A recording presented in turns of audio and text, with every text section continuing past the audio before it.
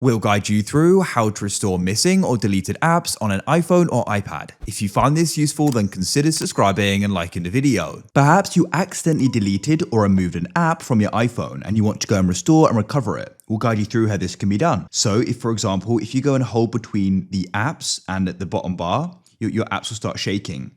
If you then go and tap on the remove button, you may have gone and pressed remove from home screen or deleted it. If you just removed it from the home screen like so to go and recover it and restore it, all you need to do is keep swiping across until you get to the app library. Then you can go and find the app you want to go and get back. In this case, it was Facebook. We could search for it at the top though. We can find it and tap and hold on it.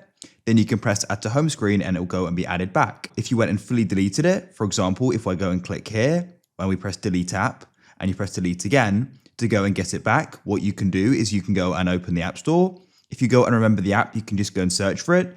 If you can't though, you can go and press your profile icon in the top right. Press apps, then you can press my apps and you can go and press not on this iPhone. This will go and show you apps you've downloaded through your Apple account which are not on the iPhone, and you can then scroll through it here and go and see them. You may need to scroll a while back depending upon when you downloaded it, but you can go and scroll through them here. Then if you want to get it, press the cloud icon.